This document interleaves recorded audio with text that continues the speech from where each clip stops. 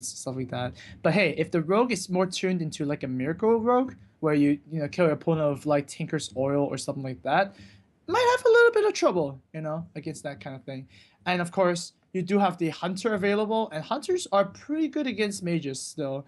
It'll be interesting if the Hunter actually runs Undertaker. I do want to actually see the nerfed Undertaker in action and laugh at it. I mean, see how it works and if it's viable anymore.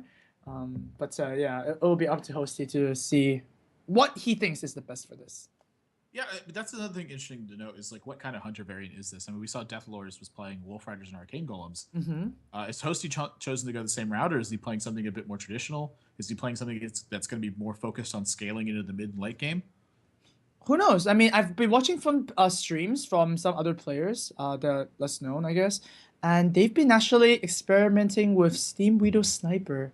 That's a very interesting card since, I mean, you kind of play the board control game where, I mean, if you're a hunter, sometimes you just don't really want to shoot the face, right? You want to establish some board control so that your minions get to do the face damage. So that might be a card that we'll see a little bit of play. I know that Death Star was playing it. Steam Widow Sniper feels to me a lot like Keeper of the Grove in a hunter deck. Oh, that's interesting. That's an interesting comparison. Just playing it on turn 4 and then using your hero power on turn 4. Like it costs 2 mana, but it's more like a 4-drop than it is like a 2-drop. Right. But in a pinch, it can be a 2-drop. Yeah, it can be a 2-drop. I mean, it's an insane 2-drop if your opponent can't really deal with it, right? My main concern with Steam Widow Sniper is that it is a 2-drop, right? That's what, like, if you compare it to Arcanine, and Arcanine is just so much better because it is a 4-drop, right? You can use the hero power and a 3-mana creature, like a Dark Cultist instead. But with Hunter, like, the only way you can actually squeeze in the 1 mana is to drop like a Web Spinner or a Leopard Gnome or something like that. Yeah. So we'll go into the game as soon as it is ready. This is how we roll along. And yeah, Lifecoach is loading the game up. Hopefully we get to see the class matchup soon and decide whether or not we're going to actually, go with this. Hosty's going to confirm, and he's going to play with this. Yeah. Wow, that was a really quick confirm too. Very quick. Is that, yep, deadly poison, go. Yeah, I wonder about Lifecoach's consideration of actually queuing this now. Because your opponent has so confidently queued up into this matchup, and they mulliganed very quickly as well. So it speaks like volumes in terms of how much confidence you have rolling into this one. It's true. Lifecoach does have a pretty, I guess it's a pretty old... Yeah, actually, that's not a surprise to me to see that. Again, I think it was just the amount of confidence that Hosty is showing, and also coupled with the fact that Lifecoach's hand... pretty much all of his opening hands versus a rogue deck are just not going to be. He's not going to be comfortable with them. A backstab is going to throw off his whole game plan. That's true. And that's something he saw his opponent keep a card. It's just not a position he wants to be in. Now, at that same time, Hosty may have wanted him to coup this deck at this point. Wow, that's another layer of mind games. He feels comfortable with his opening hand because he's got the deadly poison, but frankly, he would just rather not play against it. So I mean, I see benefits on both sides of this. All right, so yeah, Lifecoach, there you go. There's the webcam back again. So for those who are just tuning in, Lifecoach, what happens? Like, what happened with Lifecoach? You just conceded there. No, Lifecoach actually used the coup power, which is basically a ban on your opponent's deck after seeing the matchup. So Lifecoach said, nope, I don't want to play Mech Mage against Rogue, so he's going to use this once per series power to actually ban Hosty's deck. Now, Hosty still has the coup available, so that means the match is still 1-1. It's still tied. And but then Hosty has to play something else against this mage.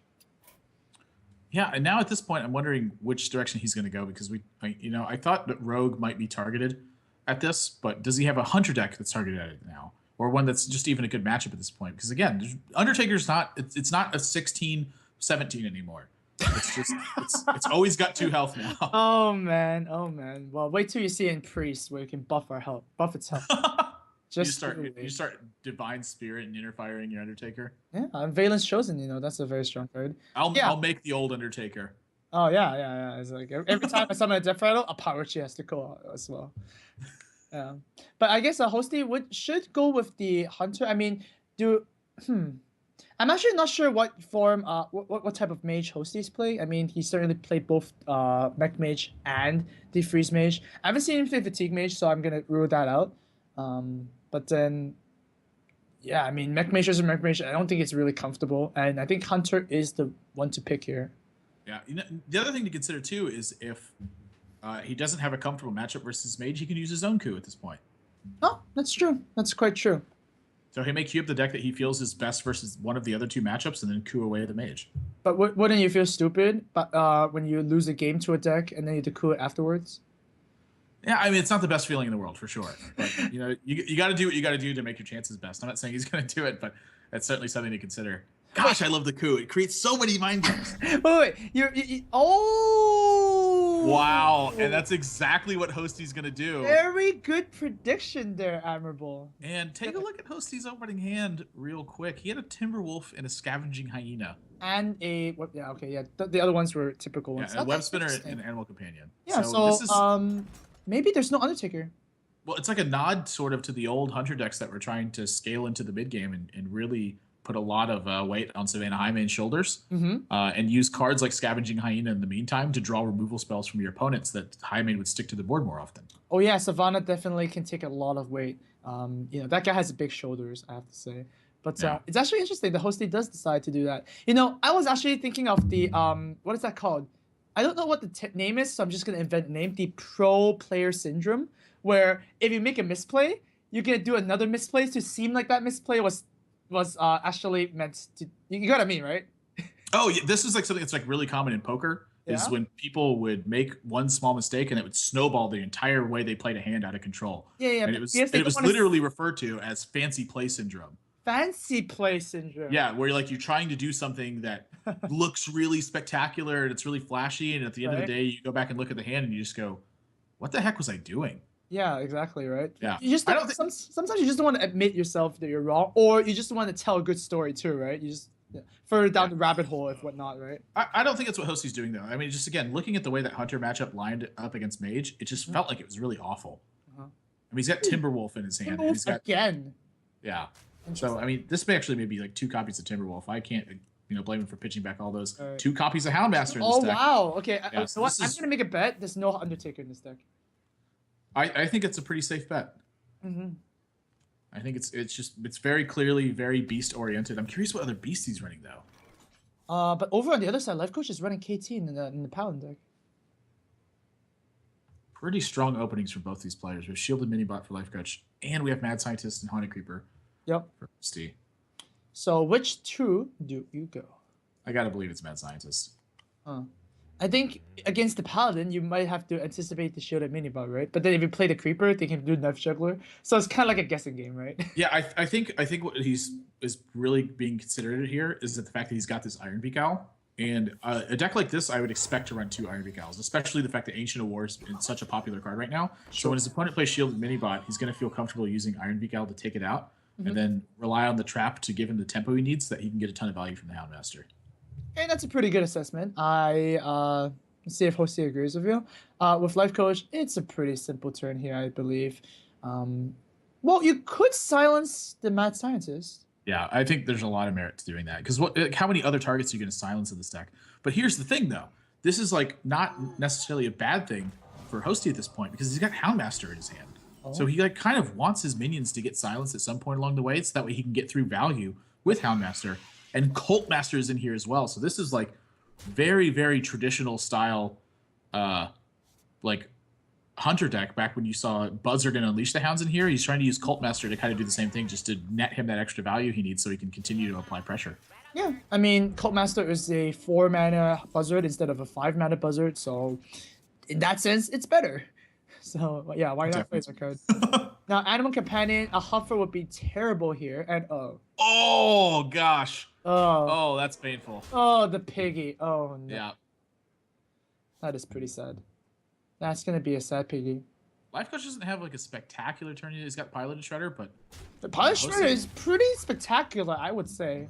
It is, but Hosty's got like a really good response here. So when he Houndmasters this Haunted Creeper, he's gonna be able to take out the Shielded Minibot. Of course. This 2 Cult Masters. Oh my gosh. Wow. The Piloted Shredder is gonna crash into the Haunted Creeper, and then he's gonna be able to play Cult Master and trade his board down and fill his hand back up. All right. And also the little Skittles, right? the ones that Death Rattle, they're gonna draw a lot of cards too. So it's pretty insane. So much value available. Wow. I actually like you can play Houndmaster again. It's a good card. Yeah. It's one of those cards where... Undertaker's gone. I'm so happy. Oh man, it's one of those cards where it's a 6/5 for 4 mana, and there's not a lot of cards that do that, right? The only other card really is Shredder, where you would assume that the thing that dies is around a 2/2, right? So very few cards have this quality, and the added benefit of the Houndmaster is that you get a charge effect, right? It gets to happen instantly, where Shredder you need to die first. Sometimes you don't really want. It's like an improved Defender of Argus in Hunter decks. Sure. A super Defender of Argus that only goes at 1 minion.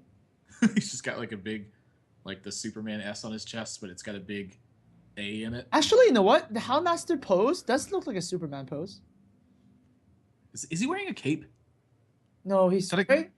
You know, it's funny because when I first saw the Houndmaster picture, I thought he was being silenced. You know, in the silence picture where there's like a ring around his neck. Yeah. Yeah, I was like, why are you silencing yourself? Well, look at the two things over his shoulder. Are those wings or are those? Is that what is that? Those are Superman? Oh, Superman. He's Superman. That's a cape. I'm just kidding. It's a cape. Is there a spell? No, there's no spell. There's no spell in hand. Oh, this Cult Master is gonna draw. Wait. Oh, there's a Belcher. Okay. That's still gonna draw a lot of cards though.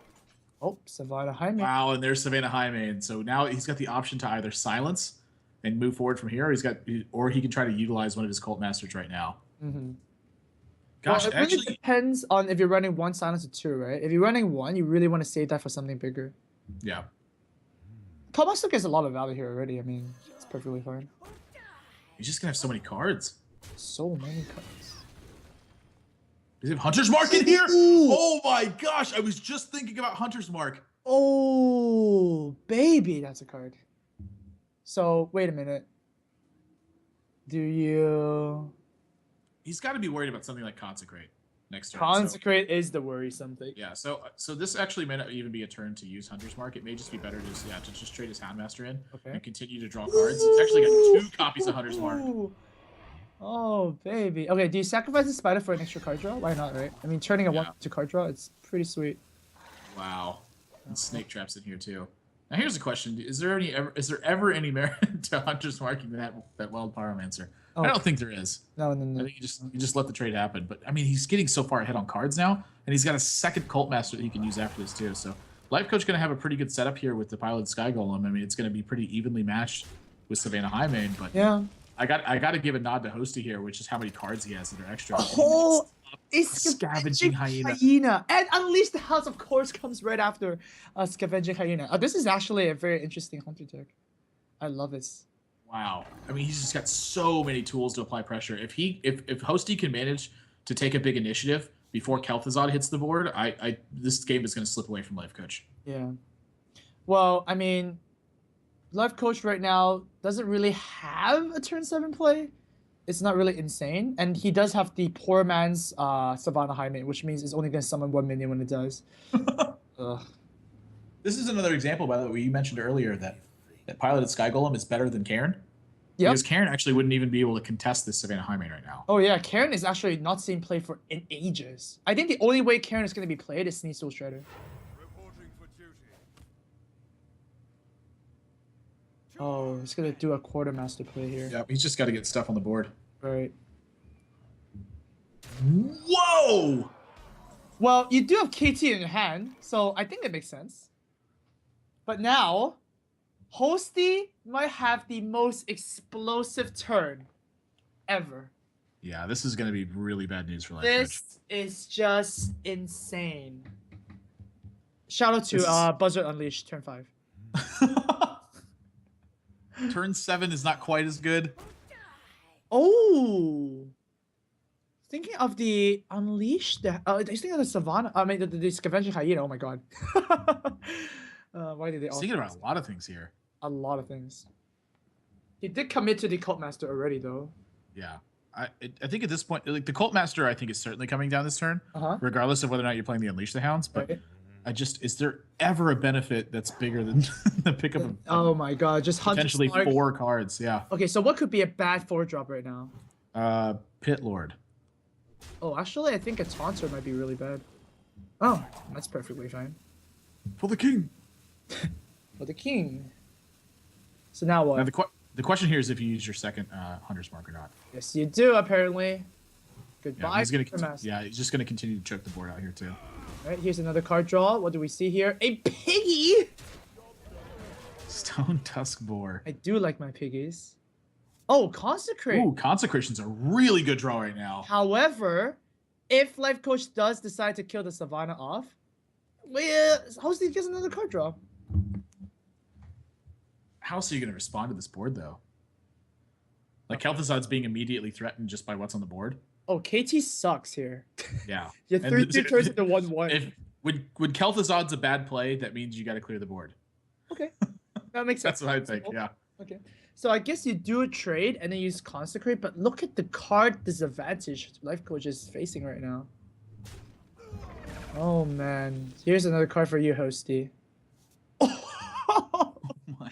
So, I think the hyenas are gonna have a little shared feast, if anything. Lifecoach he's got a pretty decent board though. He's got shielded mini body. He's got a token out. Okay. His opponent's got a lot of cards, but he doesn't have a lot of pressure. No pressure. This is the first stage of recovery for Lifecoach. Okay, what's third scavenging high? Okay, what's going on? Okay, what's going on? 2 hyenas. This is rigged.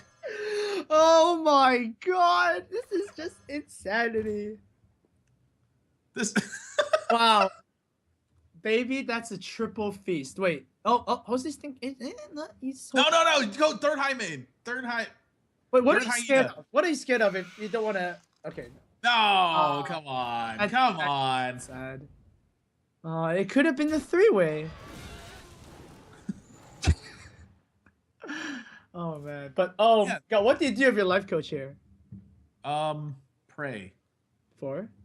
Mercy? Your opponent not having a way to efficiently trade Beast down. You know, it's actually pretty important that he played this Haunted Creeper here first because he wants a way to continue to buff these hyenas so they get out of control. So if he plays the third hyena instead, what ends up happening is he just gets to a board position where he has to use one of his hyenas if he wants his other hyenas to grow. What? But then hyenas are ruthless, man. They just eat each other and just keep on growing. So like, I guess now that you say it, I guess I do agree with this play board. But oh man, how it's gotta take some amount of inner fire not to play all 3 scavenging hyenas there. Oh gosh, he's got Snake Trap to back this up too. So is Unleash the Hounds number 2 the best draw here? Oh, certainly. I think at this point that Hosty's just going to go for face pressure too. Whoa! There are 2 Timberwolves in this deck. Yeah, just like you predicted too, right?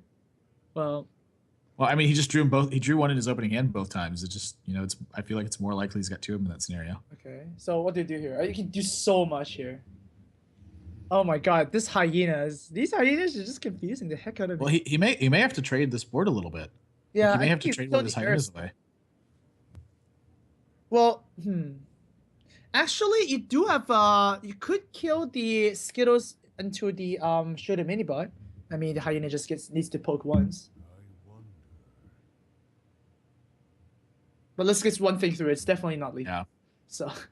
It's definitely not lethal. But now, if Hosty doesn't trade this board, KT might ruin his day. Yeah, I mean that's something you got to be worried about.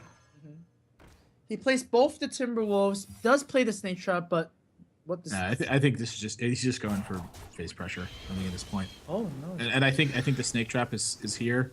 Wait a minute. Did the snakes die? Oh! Wow, he gets Millhouse. And a store. Hang on a second. What I'm curious, will the snakes actually die because the board's full? Will they buff the hyenas, or will they just not get summoned? Consecration number 2 gets picked up for Lifecoach on a board where the game looked like it might have been slipping away. Oh. He can clear this entire board right now. He can clear this entire board. Lifecoach looks like Hosty. But oh my god, that's a huge draw. Oh my gosh. Oh my god. If this was a freezing, this would have been so different. Goodbye. Wow. And the Millhouse Manastorm also. That was pretty. You could just big game Hunter the scavenging hyena after the consecrate too. Oh yeah. Wow, what a turnaround. Oh no. Yeah, you faced the Wait. mighty Millhouse Manastorm indeed. Oh no, I want to see the Hosty face again. Oh, we don't get to see the Hosty face? Damn. Oh my gosh. Oh, that's 16-7. so brutal. What a big turnaround for Lifecoach. I mean, it looked like this game was like almost unwinnable for him at some point. Yeah, now it looks unwinnable for Hosty. Tundra Rhino. 8, 9, 10. He's only facing 11 damage though, so he does have like a turn or two to try to put some damage together. Mm-hmm. Like actually, kill command could be lethal here. Kill command is lethal actually if he charges this in hero powers right now. Yep. And I mean, kill command is like a staple in every 100 deck, anyways. But yeah, guys, with this setup, it's really cool because even if webcams kind of fail, we still have the game. But we will focus on getting the webcams back as soon as possible. But yeah, I think that's the play. You're definitely correct. I think so. I mean, you have to get the damage in now before he plays the taunt. Like he's got Sludge Belcher, you know he's got Tyrion. He may have something like Defender of Argus in here. Just have to pray doesn't draw a heal, right? Yeah, you got to get the 2 damage in. And actually, I don't think you're even upset if your opponent chooses to go ahead and attack your minion here, just because it will buy you a little bit of extra time to try to find a kill command. Mm-hmm. Oh wait, and you cannot dish kill command. There's no hard deck without kill command. I can't imagine. I mean, I can't imagine. It's like one of the best spells in the deck. All right. But then you never know, right? I mean, Hyped ran a version of Mage without Fireball, and we always thought that was a core card. Yeah, I mean, it's certainly possible. We've seen a lot of unique choices here from Hosty, so it's definitely not completely out of the range of possibility. All right, well here, Lifecoach does not have lethal right now, so obviously you would need to trade. Is he thinking about Unleash the Hounds being a possible win as well? Yeah, I mean, that's another good one to think about, is if he keeps too many minions on the board, Unleash the Hounds is another lethal. And he's so far into his deck at this point that's not a huge impossibility. Right, but there's only one left, so I guess if you are playing Unleash the Hounds, then Millhouse kills the Rhino, you summon the 1/1, and you kill the 1/1, and then you just go face, and that's enough damage. You don't want to give your opponent more outs. Then yeah, I don't think he has much of a way to actually play. Oh, actually, if Hosty's playing a second copy of Rhino, that's also lethal. You know, the other thing here, I think that's what Hosty was thinking about too, is whether or not he should jam the owl in there. But kill command, it has to be an out if he's doing it that way. So here's something else that Lifecoach could do, is he could actually not play HearthVoD, and he could just play the Wild Pyromancer here, and that sets up lethal, and it actually plays around Unleash the Hounds too. Nope. KT He's gonna go for HearthVoD though. Yep. Then you might as well take the Druid as well. Yeah. All right. This is Hosty. Hosty's last card. He's down to his last draw. Ah! Oh. It's not going to be enough, and Lifecoach is going to take a 2-1 lead in this series, where despite the incredible amount of card advantage that Hosty was able to put together, it was dismantled by board clear. Wow, what a game that was. I mean, great. Oh my. There was so many crazy cards in Hosty's deck, and really what ended up being like the killer point was when he got to a position where he just didn't draw that many big scaling cards, and he had to just commit so much to the board, and then Lifecoach drew the Consecration. Yeah. And just crushed everything. And there was a second Consecrator, right? The first one was used to clear the Savant domain. Then wow, that was super important for Lifecoach to draw. And at the end, Hosty didn't have as good a Lifecoach draw as Lifecoach did. So now he's down to his last deck, which is going to be, if I remember correctly, I don't. So let's go to the screen. Mage. Yeah. Let's go to the screen. All right. No, we don't. It's like magic. All right. There.